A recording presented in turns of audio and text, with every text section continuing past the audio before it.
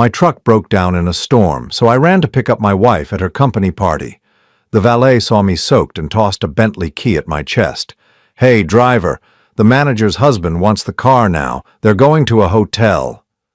I looked at the key shaking, but I am the husband, and that wasn't my car. "I'm glad to have you here. Follow my story until the end and comment the city you're watching from, so I can see how far my story has reached." The rain hit my windshield like bullets, each drop exploding into 1,000 smaller pieces before the wipers could sweep them away. My old Ford pickup had been making that grinding noise for weeks, but I kept telling myself it could wait until after the holidays. Tonight it finally gave up on me completely, steam rising from under the hood like a white flag of surrender. I pulled over to the shoulder, my hands gripping the steering wheel as the reality sank in.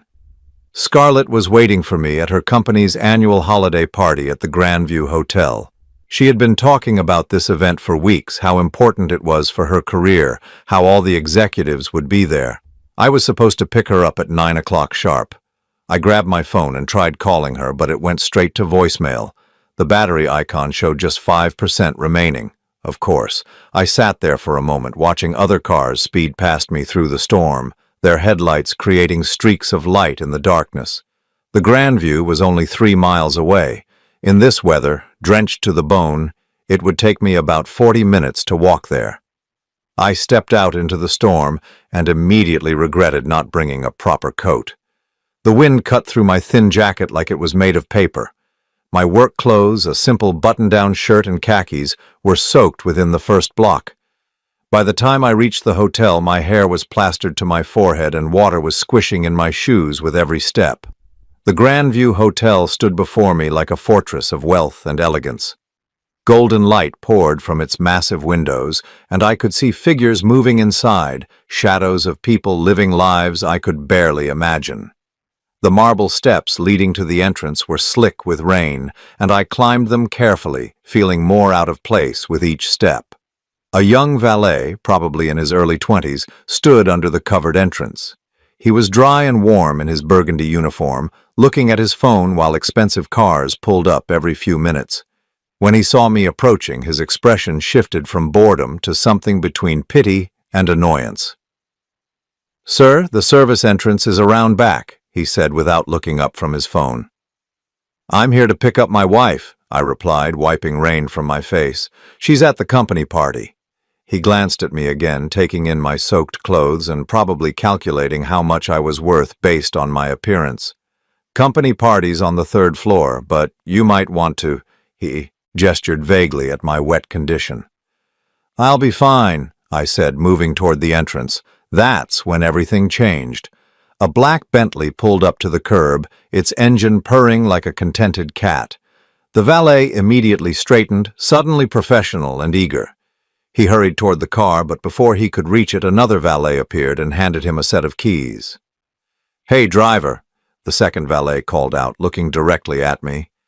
"The manager's husband wants the car ready. They're heading to the hotel after the party." He tossed the keys at my chest, and I caught them reflexively. They were heavy, expensive-looking, with the Bentley logo gleaming even in the dim light. I stared at them, confusion washing over me like another wave of cold rain. "I'm sorry, what?" I asked, but the valet had already turned away to help someone else. I looked at the keys in my palm, then at the Bentley, then back at the keys. My heart started beating faster, but I couldn't understand why. "The manager's husband," he had said. Scarlett was a manager at her company, but I was her husband, and this definitely wasn't my car. The first valet noticed my confusion and walked over. "Problem with the keys, sir?" "These aren't mine," I said, holding them out. He frowned. "You're not here for Mrs. Scarlett's husband. The guy in the gray suit said his driver would be here by 9:30. My mouth went dry. "Mrs. Scarlett?" "Yeah, the regional manager. Real nice lady. Been working here for the party setup all week. Her husband's been great too, very generous with tips." He paused, studying my face. "You okay, sir? You look a little pale." I couldn't speak. The keys felt like they weighed 1,000 pounds in my hand. Mrs. Scarlett, her husband, the guy in the gray suit. The words repeated in my mind like a broken record, each repetition making less sense than the last.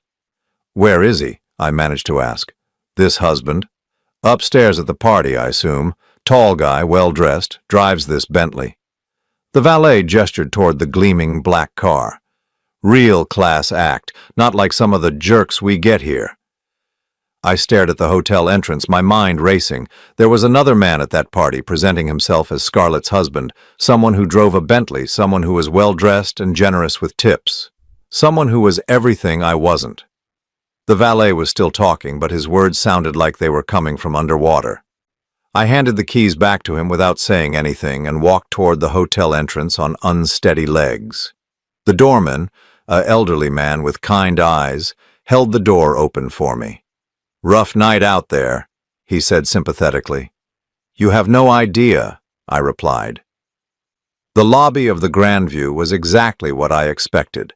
Marble floors that reflected the light from crystal chandeliers, the soft sound of a piano playing somewhere in the distance, and the subtle scent of expensive perfume and fresh flowers. I felt like I was tracking mud into a church. I found the elevators and pressed the button for the third floor. As the doors closed, I caught a glimpse of myself in the polished metal surface.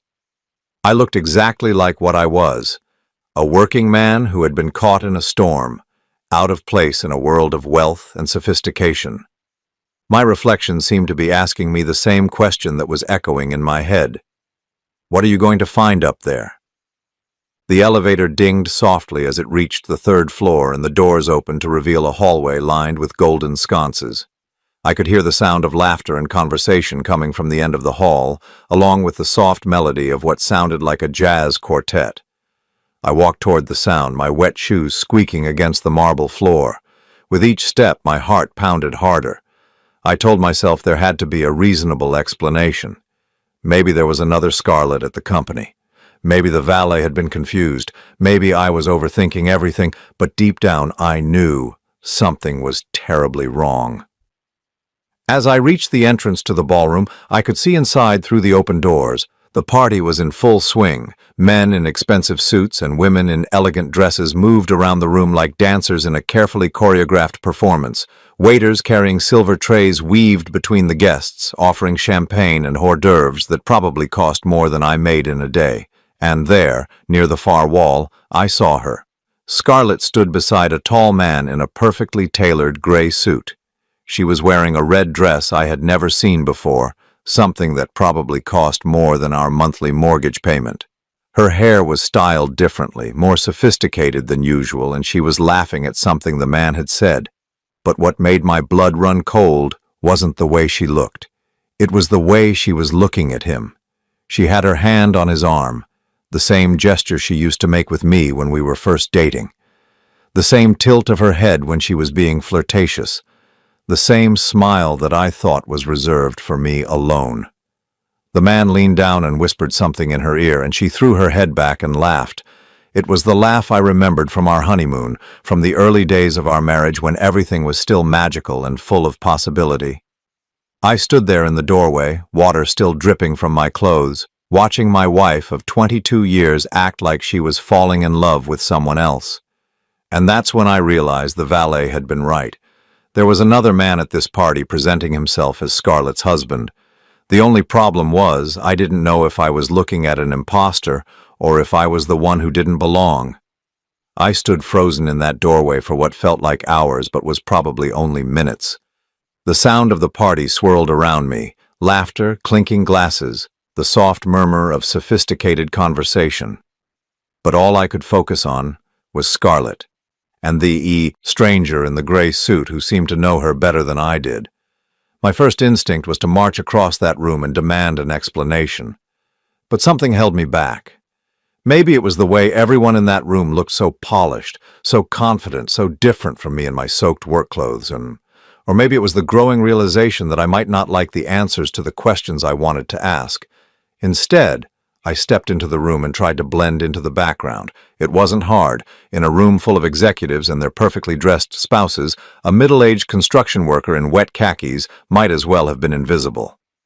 I positioned myself behind a decorative pillar where I could watch without being seen. The man with Scarlett was everything I wasn't. tall, probably in his early 50s, with silver hair perfectly styled and a confidence that seemed to radiate from every pore. His suit probably cost more than I made in 3 months, and he wore it like he was born to it. "Marcus, you're terrible," I heard Scarlett say, her voice carrying across the room during a momentary lull in the music. Her laugh followed, that musical sound that used to make my day better just by hearing it. Marcus. So that was his name. I watched as he placed his hand on the small of her back, a gesture so intimate and familiar that it made my stomach clench. She didn't pull away. She didn't look uncomfortable. If anything, she leaned into the touch. A waiter approached them with a tray of champagne, and I heard Marcus say, "2 glasses, please. My wife and I are celebrating." My wife. The words hit me like a physical blow. I gripped the marble pillar so hard my knuckles turned white. This wasn't some innocent misunderstanding or office flirtation. This man genuinely believed he was married to my wife. Or maybe he didn't believe it. Maybe he knew exactly what he was doing. I forced myself to move closer, staying in the shadows but getting near enough to hear their conversation more clearly. A group of other executives had joined them, and I listened as introductions were made. "Have you met Marcus and Scarlett?" a woman in a blue evening gown was saying. "They're absolutely perfect together. High school sweethearts, can you believe it?" High school sweethearts? Scarlett and I had met at a community college when she was 24. We'd been together for 25 years, married for 22 of them. What was she telling these people? "Oh, we're embarrassingly romantic," Scarlett replied, her hand finding Marcus's arm again. "Marcus still brings me flowers every Friday, just like he did when we were teenagers." I felt like I was going to be sick. Every Friday for the past year, I had been working late at the construction site, trying to earn overtime to help with our finances. Scarlett had never complained about the long hours. She'd said she understood we needed the money. Now I realized why she'd been so understanding. She had been spending her Friday evenings with someone else. "How long have you two been married?" another man asked. 3 wonderful years, Marcus replied without hesitation.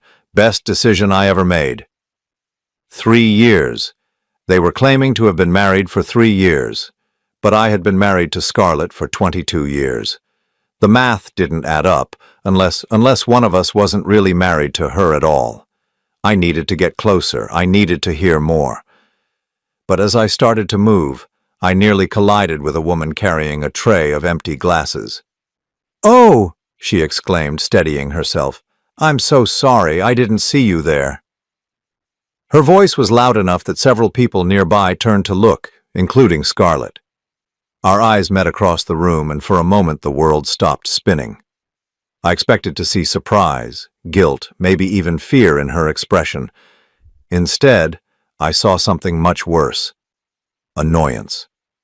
She said something to Marcus, then started walking toward me, but not with the hurried step of someone rushing to greet their husband.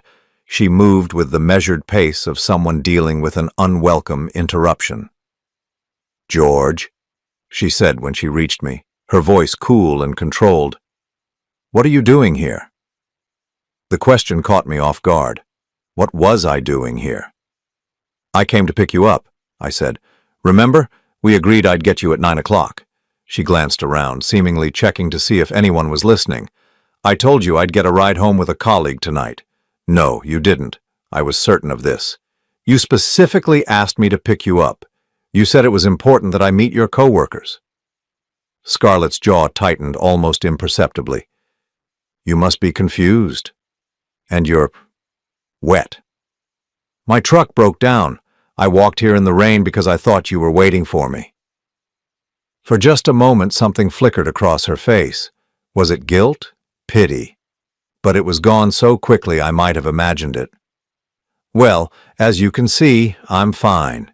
You should go home and get dry. I'll be home later tonight." She started to turn away, but I caught her arm. "Scarlett, who is that man you were talking to?" "What man?" "The one in the gray suit, Marcus." Her expression hardened. "He's my boss, and you're making a scene." "Your boss? He told people you were married. You're being ridiculous, George. You're tired, you're wet, and you're not thinking clearly. Go home." But I wasn't ready to leave, not when nothing made sense. If he's just your boss, why did the valet downstairs think he was your husband? What valet? What are you talking about? The kid outside. He gave me keys to a Bentley, said they were for your husband. Said the guy in the gray suit was generous with tips. Scarlett's face went pale, but she recovered quickly. You're confused. Maybe you should see a doctor. This paranoid thinking isn't healthy. Paranoid thinking. She was trying to make me doubt my own sanity, and for a moment it almost worked. But I knew what I had heard, what I had seen. "I want to talk to him," I said. "Absolutely not. You're embarrassing yourself and you're embarrassing me. Go home, George, now." There was something in her voice I had never heard before, a hardness, a finality that made it clear this wasn't a request. I looked over her shoulder and saw Marcus watching us. He said something to the group of executives, then started walking in our direction. My heart began racing again. "Is everything all right, darling?" Marcus asked when he reached us. His voice was smooth, cultured, with just a hint of what sounded like an old money accent. Darling. He had called my wife darling. "Everything's fine," Scarlett said quickly. This is George. He works maintenance for the hotel. He was just telling me about a small flooding issue in the lobby." I stared at her in shock. Maintenance for the hotel? She was pretending not to know who I was. Marcus turned to me with a polite but dismissive smile. "Well, I'm sure you'll get that sorted out. These old buildings can be tricky." "I'm not," I started, but Scarlett cut me off. "Thank you, George. I'm sure you need to get back to work." The dismissal was so smooth, so complete, that for a moment even I began to wonder if I was losing my mind. Was I really standing in this elegant ballroom, soaked to the skin, being dismissed by my own wife as hotel maintenance staff? Marcus put his arm around Scarlett's waist and guided her back toward their group. I heard him say, "Poor fellow looked a bit confused, probably been working too hard." I stood there alone, watching them rejoin the party as if nothing had happened. But something had happened, something that turned my entire world upside down. My wife of 22 years had just pretended not to know me. She had introduced me as hotel maintenance staff and dismissed me like I was a stranger interrupting her evening, and the man she was with, the man who called her darling and claimed to be her husband, seemed to genuinely believe he belonged with her. I needed answers, and I wasn't going to get them standing in this ballroom feeling sorry for myself. I made my way back to the elevator, my mind racing with possibilities, each one worse than the last. In the lobby, I found the same valet who had given me the Bentley keys. He was still standing by the entrance, now helping guests with umbrellas as they arrived. "Excuse me," I said, approaching him. He looked at me with recognition. "Oh, hey. You find the owner of those keys?" "About that," I said carefully. "The man upstairs, the one with the Bentley. How long has he been coming here?" The valet shrugged. "Marcus, maybe 2 years, give or take. Always comes to these company events with his wife. Real nice couple." 2 years. They had been presenting themselves as a married couple for 2 years. "And you're sure they're married?" "Oh yeah, definitely. She always wears this huge diamond ring, and they're always all over each other. Plus, he tips like a married man trying to impress his wife, if you know what I mean." He grinned. I felt the blood drain from my face. Scarlett still wore her wedding ring at home, the one I had given her 22 years ago, but apparently she had another ring for her other life. "You okay, sir?" the valet asked, noticing my expression. "Fine," I managed, "just fine." But I wasn't fine. Nothing was fine. As I walked back out into the storm, one thought kept repeating in my mind. If Scarlett had been playing the role of Marcus's wife for 2 years, what did that make me? I didn't sleep that night. I couldn't. Every time I closed my eyes, I saw Scarlett's face when she pretended not to know me. Heard Marcus calling her darling, remembered the valet talking about the married couple who had been coming to events for 2 years. Scarlett came home at 2:30 in the morning. I heard her heels clicking against the hardwood floor in the hallway, then the soft sound of her removing them by the front door. She was trying to be quiet, probably thinking I was asleep. I lay in bed, staring at the ceiling, listening to her move through the house. She went to the kitchen first. I heard the refrigerator open and close, the soft clink of a glass being set on the counter. Then she came upstairs, her stockinged feet silent on the carpeted steps. She slipped into the bedroom like a ghost, moving carefully in the darkness. I kept my breathing steady and even, pretending to be asleep. I felt the mattress dip slightly as she sat on her side of the bed to remove her jewelry. The sound of her earrings being placed on the nightstand was as familiar to me as my own heartbeat. But tonight there was another sound, the soft metallic click of a ring being removed. Not just any ring, a heavy ring, the kind that would make that particular sound. The diamond ring the valet had mentioned. She slipped under the covers, and I waited for her to say something, anything. An explanation, an apology, even a lie would have been better than the silence, but she simply turned away from me, and within minutes her breathing became slow and regular. How could she sleep? How could she lie there so peacefully after what had happened? I stared at her back in the darkness, this woman I had shared a bed with for over 2 decades, and realized I didn't know her at all. The next morning, Scarlett got up early as usual. I heard her in the shower, then moving around the bedroom getting dressed. Still pretending to be asleep, I watched through half-closed eyes as she went through her morning routine. The same routine she had followed for years: shower, hair, makeup, clothes. But today I noticed things I had never paid attention to before. The way she spent extra time on her hair, styling it more carefully than she did on regular workdays. The expensive makeup I hadn't realized she owned.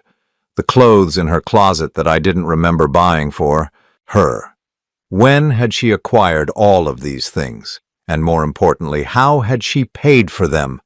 She kissed my forehead before leaving, the same goodbye kiss she had given me every morning for years. "Have a good day, honey," she whispered, her voice tender and familiar. The hypocrisy of it made my stomach turn. After she left, I got up and went to her side of the closet. I had never been the type of husband to go through his wife's things, but then again, I had never been in this situation before. Her clothes were organized meticulously, as they had always been. But as I looked more carefully, I realized that nearly half of what hung there was new to me. Expensive dresses, designer shoes, jewelry boxes I had never seen before. I opened one of the jewelry boxes with trembling fingers. Inside was the ring the valet had mentioned, a massive diamond solitaire that probably cost more than my annual salary. Beside it was a matching wedding band. Wedding band. I sank onto the edge of the bed, staring at the rings in my palm. They were beautiful, clearly expensive, and completely foreign to me. These weren't anniversary gifts I had forgotten about or family heirlooms I had overlooked. These were wedding rings from another marriage. My hands shaking, I went to Scarlett's dresser and began opening drawers. I told myself I was looking for an explanation, something that would make sense of what I had discovered. But deep down, I think I already knew what I was going to find. In the bottom drawer, underneath a stack of silk scarves I had never seen her wear, I found a manila folder. Inside were documents that made my world collapse completely. Divorce decree, final and absolute. Dated January 15th of 2022, nearly 2 years ago. I read the document 3 times before the words sank in. George Henry Patterson and Scarlett Marie Patterson were officially divorced. The marriage, that I thought was still intact, that I had been living every day for the past 2 years, had been legally dissolved without my knowledge.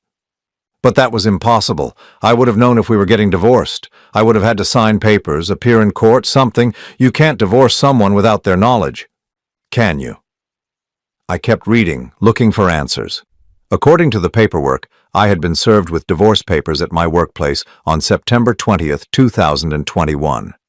I had supposedly responded through an attorney and agreed to all terms. The divorce was finalized 4 months later on grounds of irreconcilable differences. None of this had happened.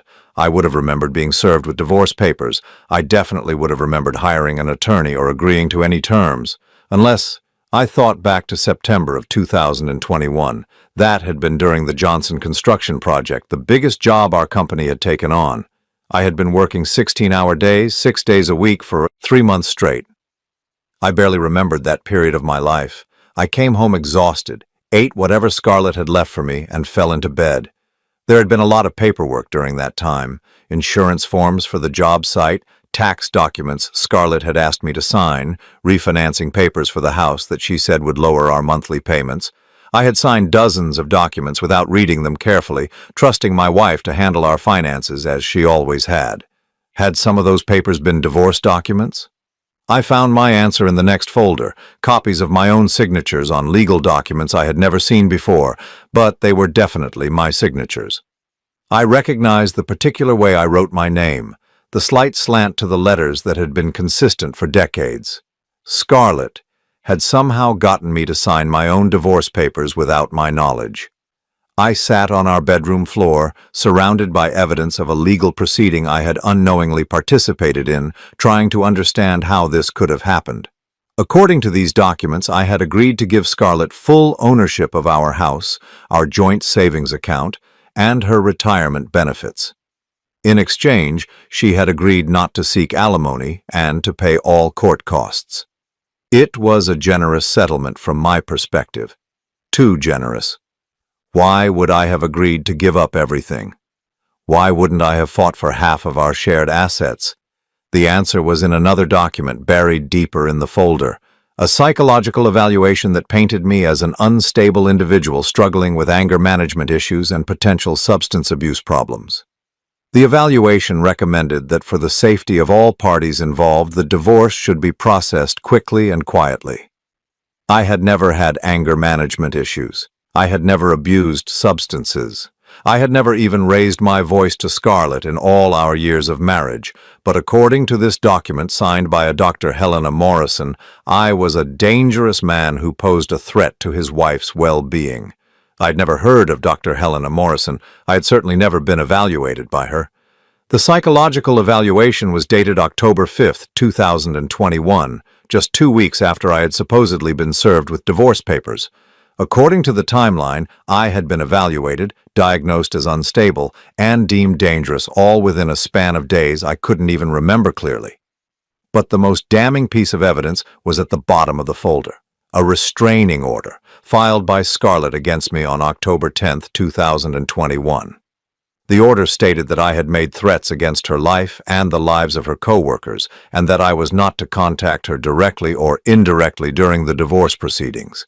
According to these papers, I had threatened to kill my wife and her colleagues. I had been so dangerous that she needed legal protection from me, and all of this had happened while I was working 16-hour days and coming home to quiet dinners with the woman who was apparently afraid for her life.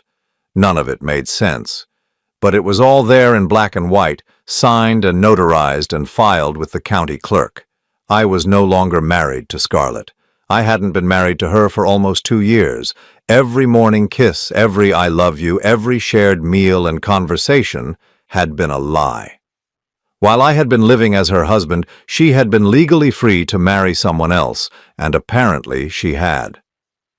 I found the marriage certificate in the last folder. Scarlett Marie Patterson and Marcus William Henley, married in a private ceremony on June 18, 2022. 5 months after our divorce was finalized, they had been legally married for over a year. I stared at the marriage certificate until the words blurred together. According to this document, Scarlett had stood in front of an officiant and promised to love, honor, and cherish Marcus William Henley. She had worn a white dress and exchanged rings and vows while I was at home, waiting for her to come back from what I thought was a business conference. I remembered that weekend. She had told me she was going to a 3-day training seminar in Chicago. She had kissed me goodbye on Friday morning and told me she loved me. She had called me Saturday night to say goodnight and tell me she missed me. She had been on her honeymoon with another man. The betrayal was so complete, so methodical that I couldn't process it all at once. This wasn't an affair that had gotten out of hand or a marriage that had slowly fallen apart. This was a calculated plan to erase me from her life while keeping me around as some kind of security blanket or backup plan. But why? If she wanted to be with Marcus, why not just ask for a divorce honestly? Why go through the elaborate charade of forged documents and fake psychological evaluations? The answer was in the final document in the folder. A life insurance policy, taken out on me just 3 months before the divorce papers were filed. The beneficiary was listed as Scarlett Marie Patterson, and the payout was $500,000. $500,000 if I died while we were still legally married. But we had divorced in January. The policy would have become invalid once our marriage was dissolved unless she had never told the insurance company about the divorce. I called the insurance company from my cell phone, my hands shaking as I dialed the customer service number printed on the policy documents. "Hi, I'm calling to check the status of a life insurance policy," I told the representative who answered. I gave her my policy number and social security number. "Yes, Mr. Patterson, I have your account here. How can I help you today?" "I need to know who the current beneficiary is on the policy." "The beneficiary is listed as Scarlett Marie Patterson, your spouse. Is there a change you'd like to make?" "And the policy is still active?" "Yes, sir." "Your premiums are current and the policy is in good standing. The coverage amount is $500,000 as you requested when you opened the policy." I hung up without saying goodbye. Scarlett was still collecting premiums on a life insurance policy that listed her as my spouse and beneficiary, even though we had been divorced for almost 2 years and she was married to someone else. If something happened to me, she would collect $500,000 that she had no legal right to claim. I sat in our bedroom, her bedroom, I realized, surrounded by the evidence of my own erasure, and understood finally what had been done to me. I had been systematically removed from my own life, divorced without my knowledge, and kept around as an unwitting insurance policy. Literally. But there was one thing Scarlett hadn't counted on. I was still alive. I had found the truth, and I was not the weak, confused man she apparently thought I was. It was time to remind her who she was really dealing with. The question was, what was I going to do with what I had learned? And more importantly, what else didn't I know about the life I thought I had been living? I spent the rest of that day making copies of every document in Scarlett's secret files. I photographed each page with my phone, then drove to a copy center and made hard copies of everything. I put the originals back exactly where I had found them, but now I had evidence of what she had done to me. By the time Scarlett came home that evening, I had decided how to handle this. I wasn't going to scream or throw accusations around like some jealous husband. I was going to be calm, methodical, and see just how deep this deception went. She came through the front door at her usual time, 6:30, carrying her briefcase and wearing the same professional smile she had worn for years. "Hi, honey," she called out, her voice bright and cheerful. "How was your day?" "Fine," I replied from the kitchen, where I was sitting at our small table with a cup of coffee and the manila folder beside me. "How was yours?" She came into the kitchen, set her briefcase down, and kissed the top of my head just like she had done thousands of times before. But now I noticed things I had missed before: the faint scent of expensive cologne that wasn't mine, the way her hair was slightly mussed despite having been perfectly styled that morning, the subtle smear of lipstick that suggested it had been reapplied recently. "Oh, you know, same old corporate nonsense," she said, opening the refrigerator and pulling out a bottle of white wine. "Marcus had us all working late on the quarterly projections. That man never knows when to quit." Marcus. She had just mentioned him casually, naturally, as if he were nothing more than a demanding boss. The audacity of it took my breath away. "Marcus," I repeated. "Your boss." She poured herself a generous glass of wine, then offered the bottle to me. I shook my head. "He's been really pushing hard lately. I think he's worried about the board review next month." I watched her face carefully as she spoke. There was no hint of guilt or deception.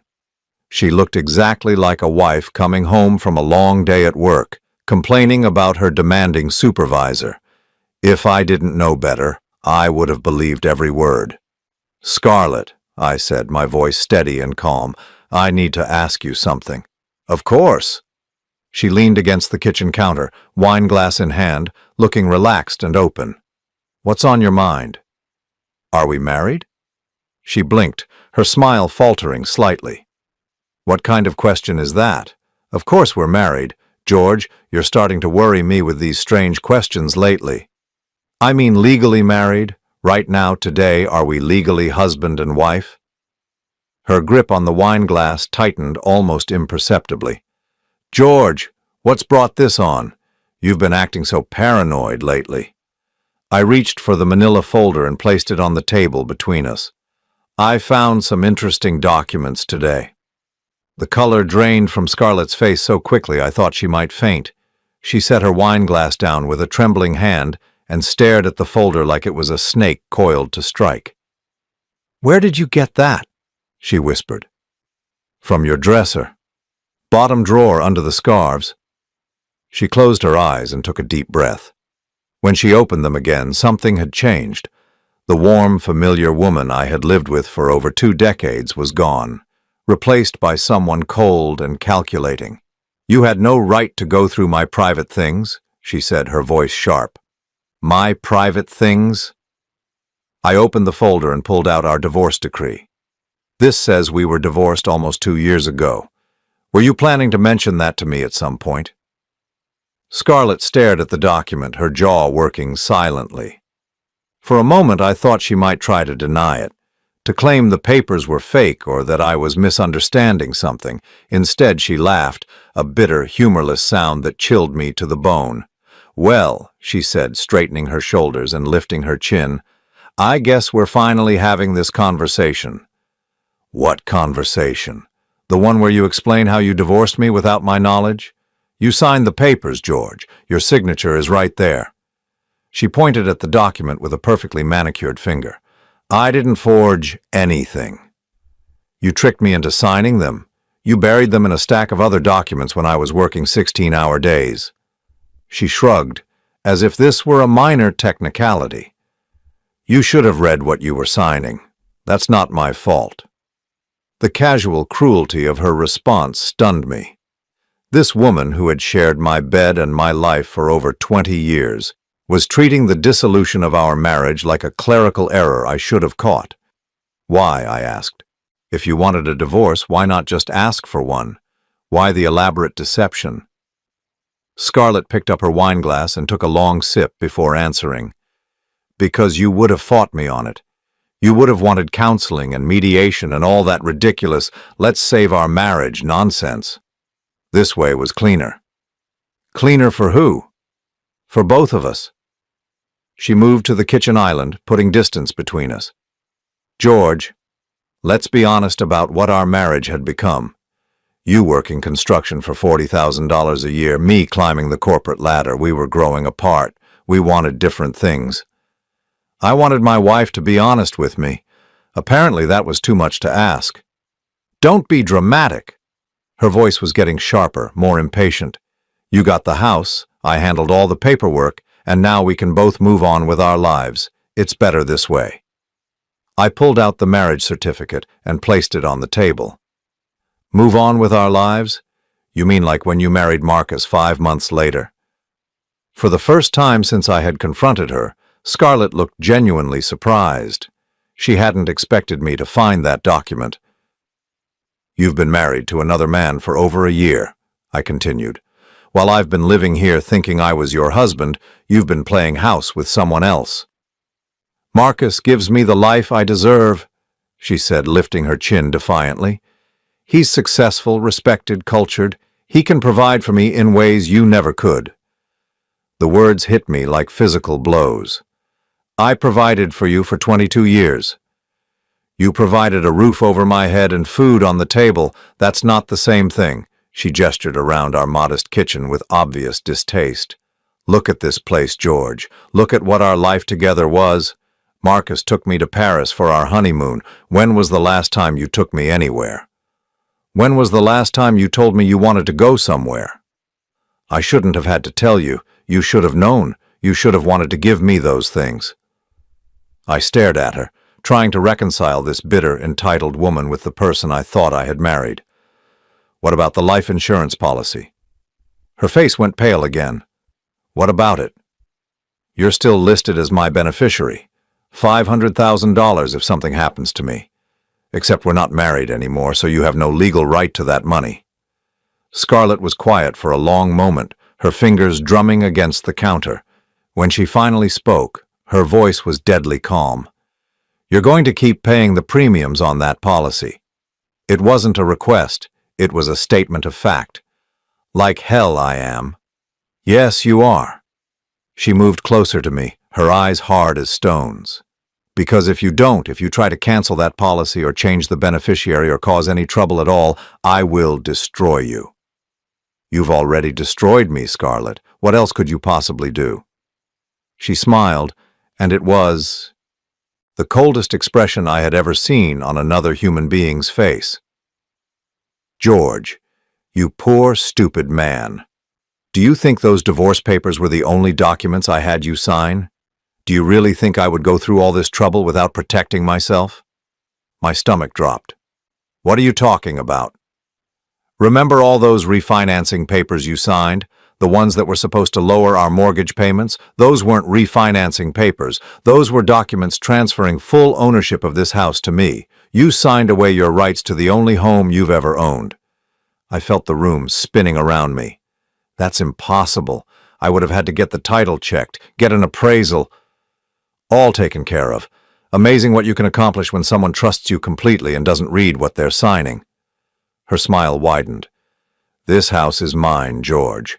Legally, completely mine. I could have you removed from the property at any time." "You can't do that. I have squatter's rights, tenant rights." "Do you? Because according to the legal documents, you've been living here rent-free as a guest of the owner. Me. Guests can be asked to leave at any time." The full scope of what she had done to me was becoming clear. She hadn't just divorced me. She had systematically stripped away everything I owned, everything I had worked for, leaving me with nothing. "But I won't kick you out," she continued, her voice taking on a sickeningly sweet tone, "as long as you behave yourself. As long as you keep your mouth shut about Marcus and our arrangement, as long as you continue to pay that life insurance premium and don't cause any trouble." "You want me to keep living here? While you're married to someone else?" "Why not? You're a good roommate, George. You're quiet, you clean up after yourself, and you don't ask too many questions. Well, you didn't until recently." The casual way she was discussing turning me into some kind of kept pet made my skin crawl. "And what do I get out of this arrangement? You get to keep living in the only home you've ever known. You get to maintain the illusion that your life hasn't completely fallen apart, and you get to avoid the embarrassment of everyone finding out how thoroughly your wife outsmarted you. What if I refuse? What if I tell Marcus the truth about you?" Scarlett's expression turned dangerous. "Then I will make your life a living hell. I'll file a restraining order claiming you've been threatening me. I'll have you arrested for trespassing in my house. I'll tell everyone we know that you've been stalking me since our divorce, that you've been making threatening phone calls, that you're dangerous and unstable. No one will believe that. Won't they? George, you're a 57-year-old construction worker whose wife left him for a successful businessman. That's exactly the kind of man who becomes obsessed and dangerous, and I have documentation of your psychological instability from Dr. Morrison. It would be very easy to convince people that you've snapped. I thought about the fake psychological evaluation in the folder, the one that painted me as angry and potentially dangerous. She had been planning this for years, laying the groundwork to destroy my credibility if I ever discovered the truth. You're insane, I whispered. I'm practical, she corrected. I saw what my life was becoming, and I took steps to change it. You can either accept the new reality and live comfortably, or you can fight me and lose everything. Your choice. She finished her wine and set the glass in the sink, then picked up her briefcase. I'm going upstairs to change. When I come back down, I expect you to have made your decision. Keep paying the life insurance premiums, keep your mouth shut about Marcus, and continue living here as my house guest. Or pack your bags and see how much fight you have left in you. She started to leave the kitchen, then paused in the doorway. Oh, and George? If you're thinking about going to Marcus and telling him about our little arrangement, you should know that would be very bad for both of you. Marcus doesn't know about the insurance policy or the house or any of this. He thinks I'm divorced and free to marry him. If he found out I was still financially entangled with my ex-husband, it might make him question other things about our relationship. Are you threatening him too? I'm protecting all of us. Marcus gets to keep his perfect wife, you get to keep your home, and I get the life I deserve. Everyone wins. What about love? What about the vows we took? She looked at me with something that might have been pity. George, I stopped loving you years ago. I just didn't see any point in making both of us miserable by talking about it. This way is better for everyone. Then she walked upstairs, leaving me alone in the kitchen with the wreckage of my life spread out on the table before me. I sat there for a long time, staring at the divorce papers and marriage certificates, trying to figure out how I had become a prisoner in my own home, blackmailed by the woman I had loved more than life itself. But as the shock wore off, something else took its place. Not sadness or despair, but a cold, focused anger. Scarlett thought she had checkmated me, that she held all the cards and I had no choice but to accept her terms. She was about to learn that she had seriously underestimated the man she had betrayed. That night, I didn't go to bed. Instead, I sat at the kitchen table with my laptop and a stack of bank statements, determined to understand the full scope of what Scarlett had done to me. If she thought she could blackmail me into silence, she needed to know exactly who she was dealing with. I started with our joint checking account, the one we had shared for over 20 years. The balance showed $2,047, which seemed about right for our monthly expenses. But as I scrolled through the transaction history, I began to see patterns that made my blood run cold. Regular withdrawals of $500 every Friday for the past 18 months. Always on Fridays, always exactly $500. Cash withdrawals from ATMs I didn't recognize, in parts of the city I never visited. I did the math. $500 times 52 weeks times 18 months. That was $46,800 that had disappeared from our account in small, regular increments. But that was just the beginning. I logged into our savings account, the one where we had been putting away money for our retirement, the account that should have had $82,000 in it. The balance showed $1,412, $80,000 gone. My hands were shaking as I pulled up the transaction history. The money had been transferred out in larger chunks over the past 2 years. $10,000 here, $15,000 there, always to accounts I didn't recognize. The transfers were all electronically authorized with what appeared to be my digital signature. I had never authorized any of these transfers. Next, I checked our retirement accounts. My 401k from the construction company was untouched. Scarlett didn't have access to that. But our joint IRA, the one we had been funding together for 15 years, had been completely liquidated. $123,000, withdrawn over a period of 6 months and transferred to an account I had never heard of. The early withdrawal penalties alone would have cost us over $12,000. I sat back in my chair, trying to process the magnitude of the theft. Scarlett hadn't just divorced me without my knowledge, she had systematically drained every account we shared, stealing nearly $250,000 that represented decades of careful saving and planning for our future. But she had been clever about it.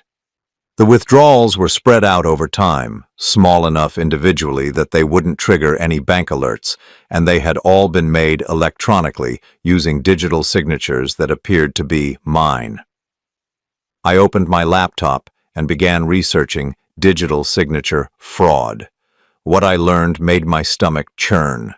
With the right software and a few samples of someone's signature, it was surprisingly easy to create convincing digital authorizations for bank transfers, and Scarlett certainly had access to plenty of examples of my signature from 22 years of shared financial documents. I needed to understand where the money had gone. I called our bank's customer service line, prepared to spend hours on hold if necessary. "Good evening, Mr. Patterson," the representative said after I provided my account information. "How can I help you tonight?" "I need information about some transfers from my accounts over the past 2 years, large amounts that I don't remember authorizing." "Of course, sir. Let me pull up your account history." There was a pause as she accessed my records. I see several large transfers to what appears to be another account at First National Bank. The receiving account is listed under the name M. Henley Financial Trust. Sir Henley. Marcus Henley. Can you tell me anything else about that account? I'm sorry, sir, but I can only provide information about accounts that you're listed on. Is this your account as well? No, it's not. Then I can't provide any details. However, I can tell you that all the transfers from your accounts were properly authorized with your electronic signature and security codes. What if those signatures were forged? That would be a very serious matter, sir. If you believe there's been fraud on your account, I'd recommend coming into a branch to file a formal complaint. You'll need to bring identification, and we'll need to start an investigation. I thanked her and hung up. An investigation could take months, and in the meantime the money would be long gone, but at least now I knew where it had ended up.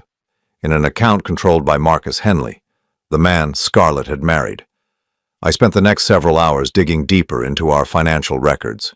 Credit cards I didn't know we had, with balances totaling over $30,000. A home equity line of credit that had been maxed out at $50,000. Even our car insurance had been changed to a more expensive policy that included coverage I had never requested. Every document showed my forged signature authorizing the changes. By 4 in the morning, I had a clear picture of what had happened. Over the course of 2 years, Scarlett had systematically stolen every penny we had saved together, racked up massive debt in my name, and funneled the money to her new husband. The total amount was staggering, nearly $300,000. $300,000 that represented my entire life's work, gone. But the most infuriating part wasn't the money itself. It was the realization of how long she had been planning this. The first questionable transaction was dated 3 months before she had filed for divorce. She had been stealing from me while still sleeping beside me every night, kissing me goodbye every morning, telling me she loved me. Every interaction we had during that period had been a lie.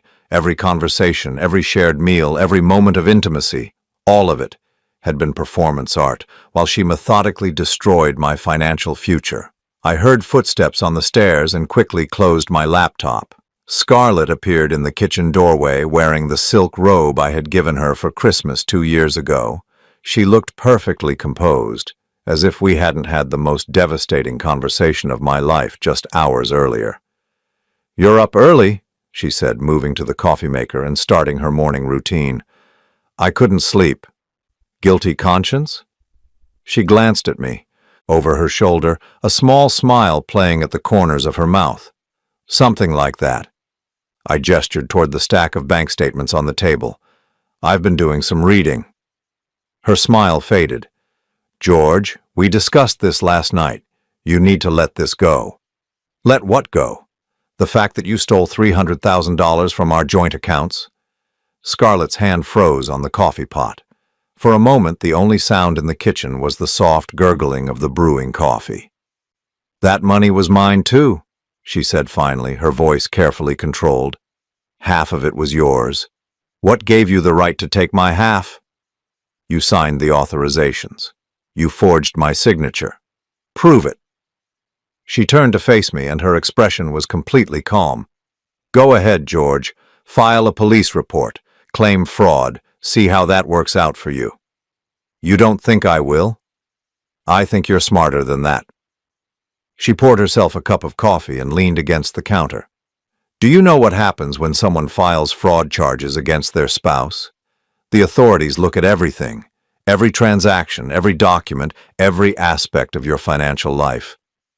I felt a chill run down my spine. "What are you getting at?" "Well, they'd probably want to know about that cash withdrawal you made in Vegas 3 years ago. The $5,000 you took out of our savings account for your guys' weekend with the construction crew." "I told you about that trip. You said it was fine." "Did I? Because I don't remember giving you permission to spend $5,000 of our money on gambling and strip clubs." "I didn't gamble or go to strip clubs." "Can you prove that? Do you have receipts showing exactly what you spent the money on?" She took a sip of her coffee, watching me over the rim of her mug. "Because if the police start investigating our finances, that transaction is going to look very suspicious. A middle-aged man taking $5,000 in cash to Las Vegas and coming back with no documentation of how it was spent. I stared at her, understanding dawning on me. You've thought of everything, haven't you? I've been planning this for 3 years, George. Did you really think I wouldn't cover all the angles? What else? What else what? What other traps have you set for me? Scarlett smiled, and it was the most chilling expression I had ever seen. Remember when you hurt your back 2 years ago? You were off work for 6 weeks collecting workers' compensation? I nodded. I had fallen off a scaffold and injured 2 discs in my lower back. The workers' comp had covered my medical bills and 70% of my salary while I recovered. Except you weren't really injured, were you? I have video of you moving furniture and doing yard work during that time. If the insurance company saw that footage, they might want their money back, plus interest and penalties. I was following my doctor's orders. Light activity was part of my physical therapy. Was moving a refrigerator part of your physical therapy? Because I have very clear footage of you helping the Johnsons move their appliances when they remodeled their kitchen. I felt the walls closing in around me. She had been documenting everything, building a case against me for years. Every small transgression, every minor bending of rules, every moment when I had been less than perfect. She had recorded it all and saved it for exactly this moment. Why? I asked, my voice barely above a whisper. Why go to all this trouble? If you wanted out of our marriage, you could have just asked. Because I wanted it all, George. The freedom to be with Marcus, the financial security I deserved, and the insurance policy of keeping you under control. This way, I get everything I want and you can't do anything to stop me. You can't control people's lives like this. It's not sustainable. Isn't it? You're 57 years old, George. You have no savings, no property, no retirement fund, and a work history that includes several red flags that could make you unemployable if the wrong people found out about them. Meanwhile, I'm married to a successful CEO who adores me and treats me like a queen. She finished her coffee and rinsed the mug in the sink. Face reality. You need me more than I need you. The arrangement we discussed last night is the best deal you're going to get. And what happens to Marcus when he finds out the truth about you? He won't find out. You're going to make sure of that.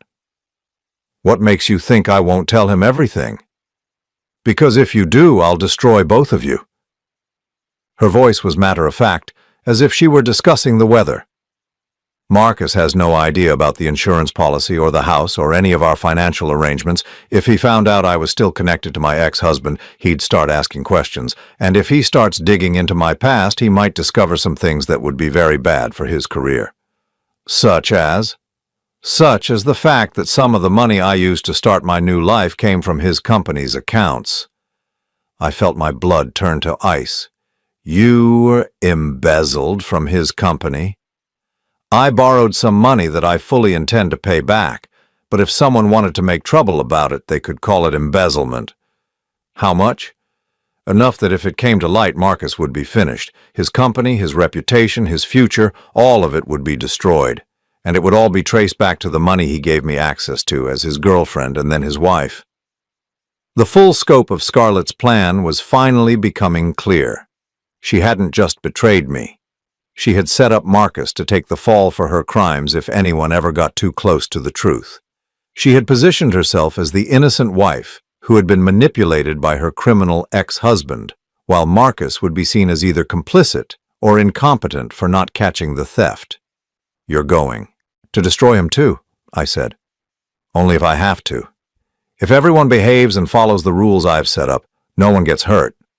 Marcus gets to keep his perfect life, you get to keep your home, and I get everything I deserve. And if someone doesn't follow your rules, then they find out how much trouble I can cause. She picked up her briefcase and checked her watch. I need to get to work. Think about what I've told you, George.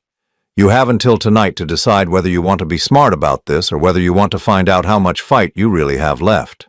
She kissed my forehead, the same goodbye gesture she had made every morning for 22 years, then walked out the front door. I sat alone in our kitchen, surrounded by evidence of my financial ruin, and realized that Scarlett had made one critical mistake in her elaborate plan. She had underestimated how much a man could hate being backed into a corner, and she was about to learn that when you steal everything from someone, you give them nothing left to lose. I spent that day doing something I'd never done in my 22 years of marriage. I planned my wife's destruction. Not revenge. I wasn't interested in making Scarlett suffer for the sake of suffering, but I was going to dismantle the web of lies and manipulation she had built, piece by piece, until the truth was the only thing left standing. My first stop was Jenkins & Associates, the law firm that had supposedly represented me during the divorce proceedings. According to the documents, a lawyer named Robert Jenkins had advocated for my interest during the settlement negotiations. The receptionist at Jenkins & Associates looked confused when I asked to speak with Robert Jenkins about my divorce case. "I'm sorry, sir, but Mr. Jenkins retired 8 years ago. He hasn't taken on any new clients since 2015. But he represented me in a divorce that was finalized in January of 2022. She checked her computer system, frowning. "I don't see any record of a Robert Jenkins representing anyone by that name. Are you sure you have the right law firm?" I showed her the documentation with the firm's letterhead and Jenkins's signature. She studied it carefully, then called over an older lawyer who had worked with the firm for decades. "This is definitely our letterhead," he confirmed, "but this signature isn't Bob Jenkins. I'd know his handwriting anywhere. We worked together for 15 years. This is a forgery." So Scarlett had forged not only my signature, but also created fake legal representation to make the divorce appear legitimate. The sophistication of her deception was staggering, but it also meant she had committed multiple felonies in the process. My next stop was Dr. Helena Morrison's office, the psychologist who had supposedly evaluated me as unstable and dangerous. According to the psychological evaluation in Scarlett's files, Dr. Morrison had a practice on 5th Street downtown. There was no Dr. Helena Morrison at that address. In fact, the building was a dental office that had been there for over 10 years. I asked the receptionist if she had ever heard of Dr. Morrison. "Never heard that name," she said. "And I've been working in this building for 8 years. There's never been a psychologist's office here." I drove to the state licensing board and asked them to look up Dr. Helena Morrison. After 20 minutes of searching their database, they confirmed what I already suspected. There was no licensed psychologist by that name in the state. The evaluation that had branded me as mentally unstable had been written by someone who didn't exist. But the most important stop was my final one, Marcus Henley's office. Henley Industries occupied 3 floors of a gleaming downtown tower. The lobby was all marble and glass, with expensive art on the walls and fresh flowers that probably cost more than I made in a week. I told the receptionist I needed to speak with Mr. Henley about an urgent financial matter involving his wife. "I'm sorry, but Mr. Henley is in meetings all afternoon. Can I schedule an appointment for next week?" "Tell him it's about Scarlett and some money that belongs to me. Tell him if he doesn't see me today, he's going to read about this in the newspaper tomorrow." She made the call, and 5 minutes later, I was being escorted to the executive floor. Marcus Henley was exactly what I had expected. Tall, distinguished, wearing a suit that cost more than my truck. His office was impressive, floor-to-ceiling windows overlooking the city, mahogany furniture, and family photos that included several pictures of him with Scarlett. "Mr. Patterson," he said, extending his hand, "I understand you wanted to discuss my wife. Please have a seat." "Thank you for seeing me, Mr. Henley. This isn't easy, but there are some things about Scarlett that you need to know." His expression grew wary. "What sort of things?" I opened the folder I had brought with me and placed the documents on his desk. "These are copies of legal papers showing that Scarlett was married to me for 22 years, divorced me without my knowledge 2 years ago, and married you 5 months later while maintaining financial ties to me." Marcus picked up the documents, his face growing pale as he read. "This says you two were divorced in January of 2022. "That's right. The same month you two started dating, according to what she told your friends at the holiday party." But she told me she had been divorced for 3 years when we met. He continued reading, his frown deepening. These financial documents, this account with my name on it. Where did this money come from? From our joint accounts. Accounts that she emptied over the course of 2 years by forging my signature on electronic transfers. Marcus set the papers down and looked at me carefully. Mr. Patterson, these are very serious accusations, if what you're saying is true. It's all true, every word, but there's more. I told him about the life insurance policy, about the house that had been signed away without my knowledge, about the elaborate web of forged documents and fake professionals that Scarlett had created. With each revelation, Marcus's expression grew darker. She told me the money came from her divorce settlement, he said finally. She said her ex-husband had been financially abusive and that she was entitled to everything. She told you the truth about the financial abuse, she just got the victim and perpetrator backwards. Marcus was quiet for a long time, staring out his office window at the city below. Mr. Patterson, assuming everything you've told me is accurate, what do you want from me? I want her stopped, and I want you to know what kind of woman you married before she does the same thing to you. What makes you think she would steal from me? I pulled out the final document from my folder, bank statements I had printed that morning, showing transfers from Henley Industries corporate accounts to the M. Henley Financial Trust. Because she already has. Marcus grabbed the statements, his eyes widening as he scanned the transactions. These transfers, I authorized these for our household expenses, $50,000 over 6 months for decorating our new house, and look at the dates more carefully. He studied the paperwork, and I watched as the realization hit him. These transfers started before we were married, before she even had legal access to our household accounts. She's been stealing from your company for over a year, small amounts transferred to an account she controls, all with forged authorizations bearing your signature. Marcus's hands were shaking as he set the papers down. How much? Based on these statements, about $75,000 so far. $75,000. He said it like he was trying to make the words make sense. She stole $75,000 from my company. And when it gets discovered, and it will get discovered, who do you think is going to take the blame? The CEO who had access to the accounts, or the wife who was supposedly just following her husband's instructions? The color drained from Marcus's face as he understood the full implications. She set me up. Just like she set me up. The only difference is that you found out before she was finished with you. Marcus stood up and began pacing behind his desk. I need to call our corporate attorneys and our accountants. If there's been embezzlement, there's something else you should know. Scarlett thinks I'm going to keep quiet about all of this. She's been blackmailing me, threatening to accuse me of stalking and harassment if I expose her. Are you going to keep quiet? No, I'm going to the police tomorrow morning to file fraud charges, but I wanted to give you a chance to protect yourself first. Marcus stopped pacing and looked at me. Why?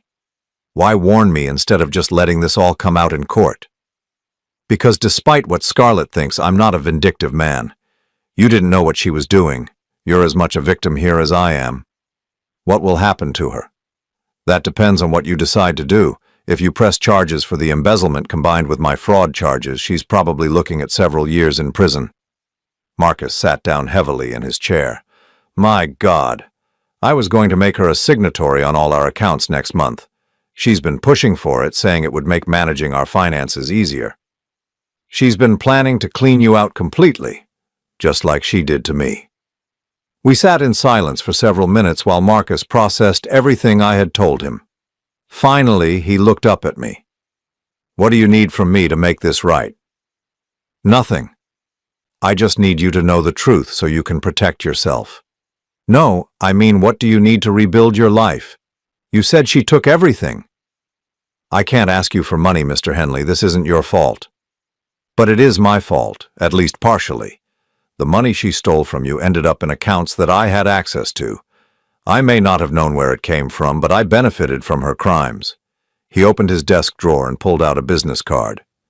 This is my personal attorney. He's going to help you recover everything you lost, and I'm going to make sure you have the resources to start over. I appreciate that, but Mr. Patterson, my wife, my ex-wife, destroyed your life to build hers. The least I can do is help you rebuild what she tore down. 3 hours later, I was sitting in a conference room with Marcus's attorney and a forensic accountant, mapping out a strategy to recover the stolen money and unravel Scarlett's web of fraud. It turned out that when you have unlimited resources and a team of motivated professionals, complex financial crimes become much easier to prove. By the time I got home that evening, Scarlett was already there, preparing dinner like it was any other day. She looked up when I walked into the kitchen, and her smile was warm and familiar. "Hi, honey. How was your day?" "Educational." "Good. I'm making your favorite, pot roast with potatoes. It should be ready in about an hour." I watched her move around our kitchen. Her kitchen, I reminded myself, with practiced efficiency. She looked so normal, so domestic, that for a moment I almost forgot what she had done to me. "Scarlett, we need to talk." "About what?" "About Marcus." Her hand froze on the oven door. "What about Marcus?" "About the fact that I spent the afternoon in his office, showing him all the documents you thought I would never find." The color drained from her face, but she recovered quickly. "That's a very bad idea, George. I warned you about what would happen if you tried to cause trouble." "Yes, you did. You threatened to accuse me of stalking and harassment. You threatened to have me arrested for trespassing in your house.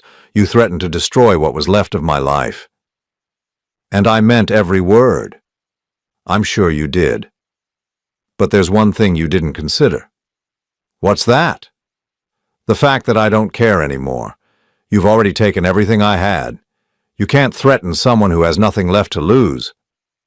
Scarlett straightened her shoulders, and I saw a flash of the cold, calculating woman who had orchestrated my destruction. "You have no idea what I'm capable of, George." "Actually, I do. You're capable of forging signatures, creating fake legal documents, stealing hundreds of thousands of dollars, and manipulating two men who trusted you. You're also capable of embezzling from your husband's company while setting him up to take the blame." Her face went white. "What did you tell him?" "Everything. About the forged divorce papers, about the stolen money, about the fake psychological evaluation, about all of it. He's meeting with corporate attorneys tomorrow morning to discuss pressing charges." "He won't do it. He loves me." "He loved the woman he thought you were. Once he realized who you really are, that love disappeared pretty quickly." For the first time since I had known her, Scarlett looked genuinely afraid. "You've ruined everything." "No, Scarlett. You ruined everything. I just made sure the truth came to light." She was quiet for a long moment, staring at the floor. When she looked up again, there were tears in her eyes. "George, please. We can fix this. We can work something out. I'll pay back the money. I'll tear up the divorce papers. We can go back to the way things were." "The way things were? You mean with you lying to me every day while systematically destroying my life?" "No, thank you. I made mistakes, but we can get past this. 22 years of marriage has to count for something." It did count for something. It counted for enough that I warned Marcus before going to the police. It counted for enough that I'm giving you 24 hours to turn yourself in before the fraud charges are filed. Turn myself in? Tell the police the truth about what you did. Return the stolen money. Accept responsibility for your crimes. If you do that, you might be able to avoid the worst of the consequences. Scarlett stared at me for a long moment, and I saw the exact moment when she realized her manipulation no longer worked on me. The tears disappeared, replaced by the cold hatred I had glimpsed the night before. "You think you've won, don't you?" "I think the truth has won. That's all I ever wanted." "Well, congratulations, George. You've destroyed 2 marriages and probably sent me to prison. I hope you're proud of yourself." "I didn't destroy anything, Scarlett. I just stopped pretending that what you built was real." She walked out of the kitchen without another word. 20 minutes later, I heard her car pull out of the driveway. She didn't come back that night, or the next day, or ever again. 6 months later, I was sitting in my own apartment, not large, but paid for with money I had earned honestly. Reading a newspaper article about Scarlett's sentencing. 3 years in federal prison for fraud, embezzlement, and forgery. Marcus had testified at her trial describing how thoroughly she had deceived both of us. The house had been sold to pay restitution to Marcus's company. Most of my stolen money had been recovered and returned to me. I had enough to start over, to rebuild the life that had been taken from me. But the most important thing I had recovered wasn't money. It was my sense of self-worth, my dignity, and my belief that the truth still mattered. For 22 years I had loved a woman who turned out to be a stranger, but I had also learned that I was stronger than I had ever imagined, and that even when someone takes everything from you, they can't take away who you truly are. I was 57 years old, starting over from scratch, and for the first time in years I felt completely free.